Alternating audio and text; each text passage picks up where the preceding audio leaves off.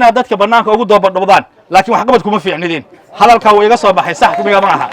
waxaan doonaynaa waxa waay maanta intaad soo istaagtaan inaad tirahdaan magaaladan noo daaya bishii 20,000 ragga dhalinyarada reer dalal ee taagan waxaan ogahay intay hoteelada fadhiistaan ayagoo sheekaysani bay waxay bixiyaan 20,000 30,000 oo shaah kili aan ku sheekaysana lagu dhumiyaa waa wax macallin oo aakhiro oo diin gali waxaan rabaa sheekh Mahad Faarax kaalay waxaan doonaynaa yabo inaan sameeyno yabo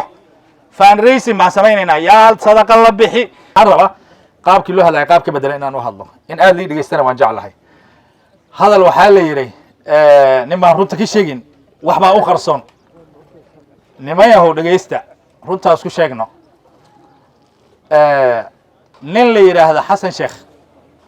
oo magaalada la yiraahdo Weelxaar odayke wareey Bakar Cadde yaa wuxuu dhahaa awliyahan meel intuu iskugu imaado uu yiri aan dhulka qaybsanna oo la garan ma laha haddana dhulku dagaayay from side to side wuu qaybsaday wuu kala degay qosqosay u kala degeen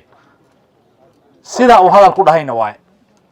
ilaahay subhanahu wa ta'ala dhulkan aan hadda taaganahay dheertu la baxay asaga khalqay markuu khalqay wuxuu dajiyay qabiil la dhahaa awliyahan intaas u kala baxay wuxuu nasiib uga dhigay qabiil muumin xasan la dhahaa inuu dego muumin xasan saddex buu kala baxay halkan ilaahay wuxuu ku abuuray waafate iyo muxuu ahaa reef gaab ku abuuray reef gaab waa juuj wa majuuj kacay waay ilaahay meeshan wuxuu ku soo reebay oo uu sal uga dhigay reer dalal wax sidoo yahay loo dhahaa nimayahu dhageysta reer dalalow ragga tuuranaayo oo raba gabdhaha awliyahan inay walaalaasaan oo ku dabaalalaasaan oo raba awliyahan inay maamulaan maalin hore markay reef gaab isku imaadeen waxa meesha istaaga yiray waan taaganahay erjibaan wata kulli reer dalal bay ahaayeen warka aan maqlay hal nin oo waxa ku jira oo reef quduud oo ninka la dhahay Xasan Geeley waxa kale ilaahay waxa la ii sheegay 6 nin inay istaageen 5 ay reer dalal ahaayeen ragga reer dalal ee doonay inay awliyahan u shirfadaan gabdhaha awliyahan from Hamay tuwaya ay ku dabaalalaasaan reer dalalow wajigiina waa dheertu awliyahan waxay idin ku qiimeyn dheertu maxaad ka tihiin awliyahan waxay idin ku qiimeyn dheertu maxaa u qabateen awliyahan waxay idin ku qiimeyn ninkii maxaa la dhihi jiray tiisa keena tu walaal keena Soomaaliya Soomaaliyeedna masaana dhahaya ninkii tiisa keeno ayaa tu walaal keena war maanta markii la isqiimeeyo ragga awliyahan guryaha saraha kule dabaqyada kule hoteelada ragga kule hay'adaha ragga u weyn ganacsatada iskala bakhaarada laga adeegto kulli waa awliyahan reer dalal ilaahay baa idan badiyay ilaahay baa akhyaar idan ka sameeyay maanta hadii la dhaha garba la gali odayga garta goynaya waa reer dalal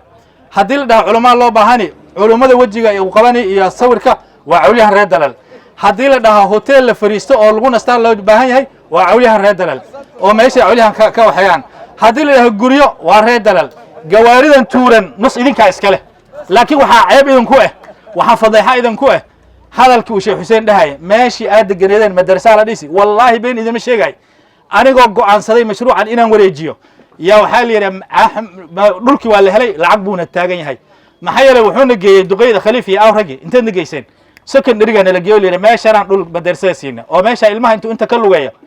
asar intuu madrasa ka soo bax halka u lugeeyo ma jiro nimayaho meeshaan ani mashruuc kuma lugoon kari dad islaam amaana ay saaran mashruucan dhul u keena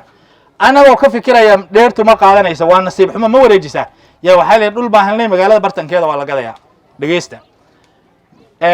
ani waxaan ogahay awliyahan reer waafta khair ilaahi hasi Allah barakeey inay isku imaadeen culimadooda odayaashoodii meeshii ay gaar u dagayeen oo ay tahay cali kunne boransis lacag iska aruuriyaan culimay geeyeen bilowba lacag ay ku bixiyaan aniga nin reer xaws baan ahay meesha aan dagno lacag baan aruuriyaa culimaan geey bilowba lacag baan ku bixiyaa waxaan ogahay walaaladan reer aan khair oo muumin xasan suwaxan saake oo hadda wada fadhino culimadooda dhan waxay joogan magaalada Reer Libaaxlow waxay ka aasayaan taxfiid hore uga furnaa ku kale saaka geynayaan nimayahow haddii meesha raggi lahaa aysan diyaar u ahayn lacag yar oo jeebka laga aruuriyo oo dadka imaaday ay aruuriyeen waxba ma wadayso 5 bilood 4 bilood way gooy meesha waxa loo baahan yahay dadka magaalada degan oo dheertu ah idinkoo isku duuban inaan madrasadan bishii waxaan u malaynayaa 120,000 ay madrasadan u baahan tahay 5 macallin oo halkii macallin uu qaadanayo lacag 20,000 waa meesha waa 100 Soomaan madrasadan waxay u baahan tahay office-ka in lagu kala wado lacag 20 120 waay markii sanadkii lagu dhufto waa 1,440,000 waay lacagta ayada ilmaha waxa laga qaadi waxa laga yaabaa 20 inay keenaan ilmaha jeebkooda hadii lagu noqdo oo ka aabaha lacag ka soo qaad madrasada keen 20 inay keenaan waxa madrasada burburini ee keenay in laga kala cararo waa dhaqaale xumo dadka la raba inay lacag ku bixiyaan waa dadka kule gaaris guryaha waa dadka kule dabaqyada dhisanay waa dadka shirfanaayo oo la rabaan gabdhihi cawlahan inay ku daba alaalasaan oo kuwa haamay joogan kuwa dhaadhaab joogan ee ku daba alaalasaan ragga rabaa shafka garaacanayaan iyo guryaha ay ka imaadeen waay ragga uma shirfanayaan meel cidle ah waxay u shirfanayaan waxay isku hubaan waay laakiin waxa isku hubto oo la hor imaanaysa cawlahan walaalkaasi ilmaha adeerka ku bix jifadaada ku bix dadka hoos ku xiga ku bix wixii inta dhaafsiisan waa ciyaar wax idin soo wadana male wax idin soo wada malaha ridhiirto ma garanaysan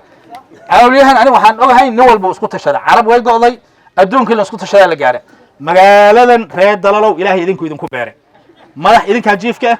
idinka odayka idinka ka imaan mashiinta idinka haysaan idinka kansalka wax kasta idinka ka magaalada maxaa saan ka dhigaya say ku dhici kartaa magdarasadan intan dhan idinkoo qabiilka ugu fara badan reefka idinkoo qabiilka ugu lacag badan idinkoo qabiilka ugu oday badan ugu siyaasi badan inay san noqoto wallahi waa wajigiina la sawiraay hadalkayga ani waxaan ogahay inuu meel tagi waa wajigiina la sawiri taana wuxuu tarjumi